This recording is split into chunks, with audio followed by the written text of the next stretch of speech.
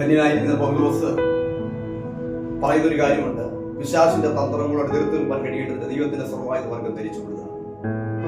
ഈ കാലഘട്ടങ്ങളിൽ പൈശാചിക ശക്തികൾ കൂടുതലായിട്ട് ആക്രമിക്കപ്പെടുന്നത് ദൈവജനത്തിനെതിരായിട്ടാണ്. ഏതെങ്കിലും തരത്തിൽ താഴ്ത്തിക്കെട്ടുവാൻ, ഇല്ലാതാക്കി കളയുവാൻ, കുടുംബങ്ങളെ ശുദ്ധീകരിക്കുവാൻ, സഭകളെ പിളർത്തി കളയുവാൻ വേണ്ടി പലതരങ്ങളിൽ പിശാച് എഴുന്നേറ്റിരിക്കുകയാണ്.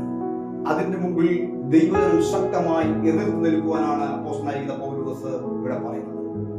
ഇന്ന് പകൽക്കാലം ജീവിതത്തിന്റെ സമസ്ത മേഖലകളിൽ, ജീവിതത്തിന്റെ വൈരുദ്ധ്യങ്ങളിൽ നാം അകപ്പെട്ട് പോകുമ്പോൾ നമ്മെ സഹായിക്കുവാൻ ലോകത്തിൽ ഉള്ളത് യേശു കർത്താവിന്റെ കരമാണ്.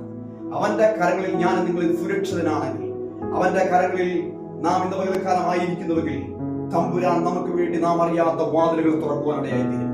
നാം അറിയാത്ത സാഹചര്യങ്ങളിൽ കൂടി നമുക്ക് വേണ്ടി പുതുവഴികളെ തുറക്കുവാൻ, പുതിയ ഉറവുകളെ തുറക്കുവാൻ ദൈവത്തിന്റെ ആത്മാവിന് മാത്രമേ കഴിയത്തുള്ളൂ.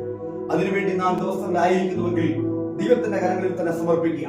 കർത്താവേ, എനിക്ക് വേണ്ടി, എന്റെ കുടുംബത്തിന് വേണ്ടി, എന്റെ കുഞ്ഞുങ്ങൾക്ക് വേണ്ടി, എന്റെ സഭയ്ക്ക് വേണ്ടി ദൈവത്തിന്റെ ആത്മാവ് വഴികളെ തുറക്കണമേ. പിശാചിന്റെ തന്ത്രങ്ങളിൽ കുടുങ്ങി പോകരുത്.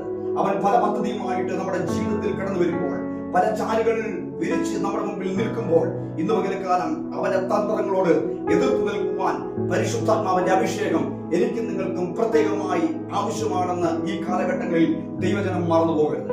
അവരിൽ മാത്രം പ്രത്യാശിക്കുക, അവരിൽ മാത്രം ആശ്രയിക്കുക. എന്നാൽ അവൻ നമുക്ക് വേണ്ടി നാം അറിയാത്ത വഴികൾ തുറക്കുവാൻ എന്റെ ദൈവം ഇന്നും ശക്തനാണ്. വിശ്വസിക്കുക.